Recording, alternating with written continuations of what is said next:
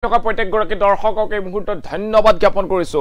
বিজেপিৰ ৰাজ্যত দাদাগিৰি আৰম্ভ কৰিছে, উচ্ছেদক লৈ উৎসৱ পাতিছে মুখ্যমন্ত্ৰী হিমন্ত বিশ্ব শৰ্মাই। এই মন্তব্য কৰিছে এতিয়া বদৰুল ইছলামে। এই মুহূৰ্তত ডাঙৰ খবৰ দিয়াৰ চেষ্টা কৰিছো। ৰাজ্যত যি উচ্ছেদ চলি আছে সেই উচ্ছেদৰ এতিয়া বিৰোধিতাৰে নেমছুৱে ডাঙৰ মন্তব্য কৰিছে। নেমছুৰ এতিয়া নেতাই বৃহৎ মন্তব্য কৰিছে আৰু বিজেপিৰ ৰাজ্যত দাদাগিৰি আৰম্ভ কৰিছে বুলি উল্লেখ কৰিছে। সমান্তৰালভাৱে উচ্ছেদেৰে উৎসৱ পাতিছে মুখ্যমন্ত্ৰী হিমন্ত বিশ্ব শৰ্মাই বুলি উল্লেখ কৰিছে নেমছুৰ নেতাই। এই মুহূৰ্তত সবিশেষ খবৰ লৈ অনাৰ চেষ্টা কৰিছো ফুল প্লেটৰ মাধ্যমেৰে। হিমন্ত বিশ্ব শৰ্মাই ৰাজ্যত দাদাগিৰি আৰম্ভ কৰিছে, এই মন্তব্য কৰা হৈছে নেমছুৰ তৰফৰ পৰা। উচ্ছেদক লৈ উৎসৱ পাতিছে হিমন্ত বিশ্ব শৰ্মাই, এই ডাঙৰ মন্তব্য কৰা হৈছে। উচ্ছেদৰ তীব্ৰ বিৰোধিতা নেমছু আৰু নেমছুৱে উচ্ছেদৰ বিৰুদ্ধে এতিয়া পুনৰ আন্দোলন কৰিবলৈ সাজু হৈ উঠিছে। মুখ্যমন্ত্ৰীক সমালোচনা নেমছুৰ বদৰুল ইছলামৰ। বদৰুল ইছলামে এই বৃহৎ মন্তব্য কৰিবলৈ কৰা দেখা পোৱা গৈছে। হিমন্ত বিশ্ব শৰ্মাই উচ্ছেদক লৈ এনেদৰে উৎসৱ পতা বুলি মন্তব্য প্ৰকাশ কৰিছে। ৰাজ্যত এতিয়া প্ৰান্তে প্ৰান্তে উচ্ছেদ চলোৱা হৈছে। অবৈধ ভূমি কোনেও দখল কৰিব নোৱাৰিব। অবৈধ ভূমিৰ ক্ষেত্ৰত কঠোৰ হৈ পৰিছে আৰক্ষী প্ৰশাসন আৰু তাৰ পাছতেই দেখিবলৈ পোৱা গৈছে এনেধৰণৰ এতিয়া নেমছু জাঙুৰ খাই উঠিছে আৰু নেমছুৰ নেতাৰ তৰফৰ পৰা কৰা হৈছে এনেধৰণৰ ডাঙৰ মন্তব্য।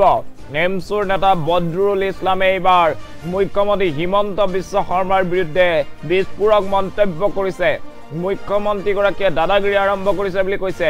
উচ্ছেদক লৈ উৎসৱ পাতিছে হিমন্ত বিশ্ব শৰ্মাই। নেমছুৰ তৰফৰ পৰা এই বৃহৎ মন্তব্য কৰা হৈছে। যিহেতু দেখা পোৱা গৈছিল যে উচ্ছেদক লৈ বৰ্তমান গোৱালপাৰাত ভয়ংকৰ পৰিস্থিতি দেখিবলৈ পোৱা গৈছে। আৰক্ষীৰ সৈতে সংঘৰ্ষত লিপ্ত হৈছিল আৰু ভয়ংকৰভাৱে যি সংঘৰ্ষৰ সৃষ্টি হৈছিল তাত দুজনকৈ লোকৰ মৃত্যু হোৱাৰ বিপৰীতে কেইবাজনো আৰক্ষী বিষয়া আহত হৈছিল আৰু তাৰ পাছত এতিয়া দেখা পোৱা গৈছে নেমছুৱে উভতি ধৰিছে মুখ্যমন্ত্ৰী হিমন্ত বিশ্ব শৰ্মাক। মুখ্যমন্ত্ৰী হিমন্ত বিশ্ব শৰ্মাক কটাক্ষ কৰিছে নেমছুৰ বদৰুল ইছলামে। নেমছুৰ নেতা বদৰুল ইছলামে মন্তব্য প্ৰকাশ কৰিছে যে উচ্ছেদক লৈ দাদাগিৰি আৰম্ভ কৰিছে বিজেপি আৰু মুখ্যমন্ত্ৰীগৰাকীয়ে। উচ্ছেদক লৈ উৎসৱ পাতিছে মুখ্যমন্ত্ৰী হিমন্ত বিশ্ব শৰ্মাই। উচ্ছেদৰ তীব্ৰ বিৰোধিতা কৰিছে নেমছুৱে। এফালে গোৱালপাৰাত দেখিবলৈ পোৱা গৈছে ভয়ংকৰ পৰিৱেশ। গোৱালপাৰাত টহল দিছে এতিয়া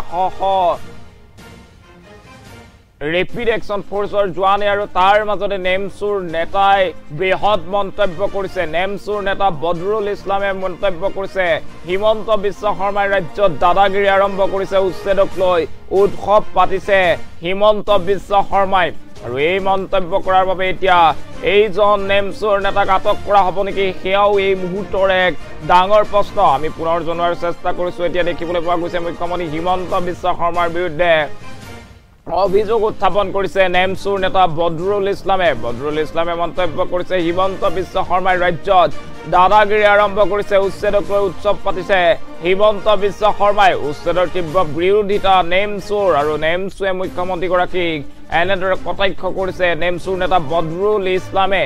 ভোটত সবিশেষ খবৰ জনোৱাৰ চেষ্টা কৰিছো। এতিয়া মুখ্যমন্ত্ৰী হিমন্ত বিশ্ব শৰ্মাই ৰাজ্যত দাদাগিৰি আৰম্ভ কৰিছে বুলি মন্তব্য কৰা হৈছে নেমছুৰ তৰফৰ পৰা আৰু নেমছুৰ নেতা বদৰুল ইছলামে এই বৃহৎ মন্তব্য কৰিছে। এফালে দেখিবলৈ পোৱা গৈছে গোৱালপাৰা উচ্ছেদৰ ভয়ংকৰ ৰূপ আৰু শ লোকে প্ৰতিবাদ সাব্যস্ত কৰিছিল। বৰ্তমানে উচ্ছেদস্থলীৰ সমীপত শ লোকে বাহৰ পাতি আছে আৰু সেই সময়তে নেমছুৰ তৰফৰ পৰা বৃহৎ বিস্ফোৰক মন্তব্য কৰা হৈছে। গোৱালপাৰাত আজিৰ দিনটোতো ভয়ংকৰ পৰিৱেশ দেখিবলৈ পোৱা গৈছে।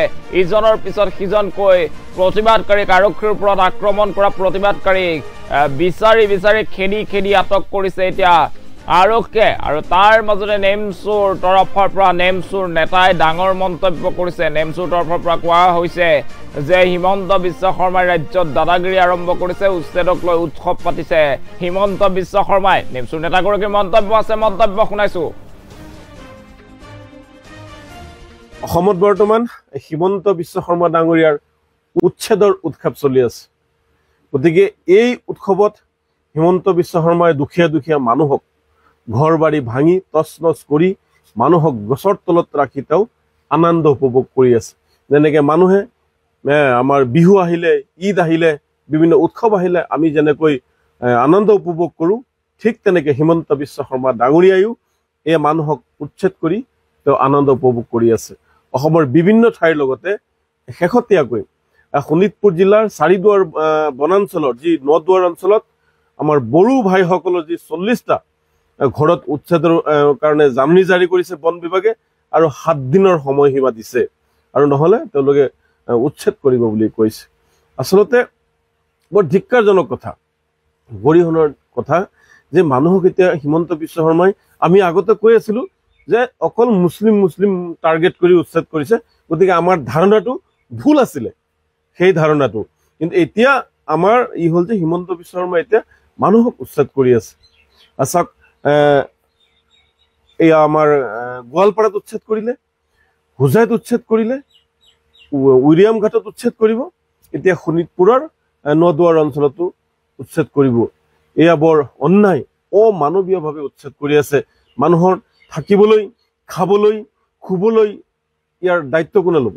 চৰকাৰ, এখন নিৰ্বাচিত চৰকাৰে তেওঁলোকৰ সম্পূৰ্ণ দায়িত্ব ল'ব লাগে, কিন্তু নিৰ্বাচিত চৰকাৰখনে ফেইলাৰ হৈছে মানুহৰ জীৱনৰ নিৰাপত্তা সুনিশ্চিত কৰাৰ বাবে এই চৰকাৰখনে সম্পূৰ্ণ ব্যৰ্থ হৈছে, আৰু যাৰ কাৰণে তেওঁলোকে এনেকুৱা কৰি আছে।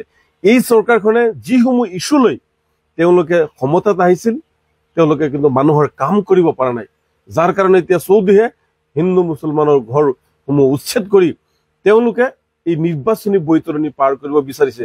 তেওঁলোকৰ হাতত কোনো ইছ্যু নাই, ইছ্যুবিহীন এখন চৰকাৰ চলি আছে, একমাত্ৰ তেওঁলোকেহে ইয়াত ৰজা হৈছে।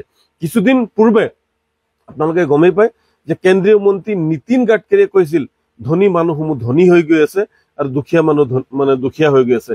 গতিকে এই বৰ্তমান চৰকাৰৰ সময়ত যিসমূহ মানুহ আদানী আম্বানীৰ দ্বাৰা পৰিচালিত হৈছে, যি ৰাজ্য বা যি ৰাজ্যৰ মুখ্যমন্ত্ৰী আদানী আম্বানীৰ দ্বাৰা পৰিচালিত হৈছে, সেই ৰাজ্যৰ মানুহসমূহ ক্ৰমান্বয়ে গৰীব হ'বলৈ গৈ আছে আৰু ধনী মানুহসমূহ ধনী হ'বলৈ গৈ আছে।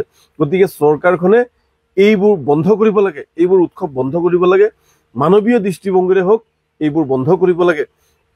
তাৰোপৰি এই মানুহবিলাক যে থৈ দিছে, তেওঁলোকৰ খাবলৈ নাই, তেওঁলোকৰ যিসমূহ মানুহ উচ্ছেদ কৰিছে তেওঁলোকৰ বৰ্তমান খাবলৈ নাই, অন্ন বস্ত্ৰৰ অভাৱ হৈছে, তেওঁলোকৰ চিকিৎসাৰ অভাৱ হৈছে, তেওঁলোকৰ কাপোৰৰ অভাৱ হৈছে, শিশুসকলৰ যি খাদ্য, এই খাদ্য বিভিন্ন যি ঠাইত উচ্ছেদ কৰিছে এইবোৰ নাই। গতিকে ন্যায়ালয়ে কৈছে যে তোমালোকে উচ্ছেদ যদি কৰিব মন আছে উচ্ছেদ কৰা, আমি সংগঠনসমূহ কৈছো যদি প্ৰয়োজন আছে উচ্ছেদ কৰক, কিন্তু তেওঁলোকক আগতে সংস্থাপন দিব লাগিব। কিন্তু তেওঁলোকে সংস্থাপন নিদি ন্যায়ালয়ৰ যি সিদ্ধান্ত, যি ৰায়, সেইসমূহ তেওঁলোকে অৱমাননা কৰি একমাত্ৰ দাদাগিৰিৰে তেওঁলোকে এই উচ্ছেদসমূহ কৰি আছে। গতিকে হিমন্ত বিশ্ব শৰ্মাৰ এই যি উৎসৱ, যি উচ্ছেদৰ উৎসৱ, এইসমূহ বন্ধ কৰিব লাগে। আৰু যি চাৰিদুৱাৰত আমাৰ 40টাকৈ আমাৰ বড়ো সম্প্ৰদায়ৰ ভাইসকলৰ ঘৰ উচ্ছেদৰ জাননী দিছে, তাকো আমি ধিক্কাৰ দিছো, আৰু এয়াও বন্ধ কৰিব লাগে। সকলো ঠাইতে উচ্ছেদটো বন্ধ কৰিব লাগে। উচ্ছেদটো অমানৱীয়, মানুহক কষ্ট দিয়া হয়। আমি চৰকাৰ বনাইছো মানুহৰ জীৱনৰ নিৰাপত্তা সুনিশ্চিত কৰাৰ কাৰণে, কিন্তু এই চৰকাৰখনে মানুহক কষ্ট দি আছে। গতিকে কষ্ট দিয়া চৰকাৰ, চৰকাৰে দিয়া বন্ধ কৰিবলৈ আমি নেমচৰ ফালৰ পৰা দাবী জনাইছো। খুব প্ৰকাশ কৰিবই, কাৰণ উচ্ছেদটো বৰ বেয়া। মানুহৰ ঘৰ বাৰী যেতিয়া ভাঙি দিয়া হয়, তছ তছ কৰি দিয়া হয়, মানুহক নিজৰ মৰমৰ আপোন ঘৰখন গোটেই জীৱন দুই এক পইচা উপাৰ্জন কৰি এই ঘৰখন সাজে, তেওঁলোকে এইটো ভাঙি দিয়ে। চাওক, মানুহে চৰাইৰ বাহু নাভাঙে, পাপ হয় বুলি। গতিকে য'ত মানুহ, জীৱশ্ৰেষ্ঠ মানুহ, সেই মানুহৰ ঘৰো হিমন্ত বিশ্ব শৰ্মা ডাঙৰীয়াই ভাঙি দিছে। গতিকে ইয়াৰ ফল এদিন পাব, এদিন ইয়াৰ ৰাজনৈতিকভাৱে ইয়াৰ ফল পাব। যি ৰাজনৈতিক উদ্দেশ্যৰ বাবে এই কামটো কৰি আছিল হিমন্ত বিশ্ব শৰ্মাই, ইয়াৰ ফল কিন্তু হিমন্ত বিশ্ব শৰ্মাই ভুগিব লাগিব।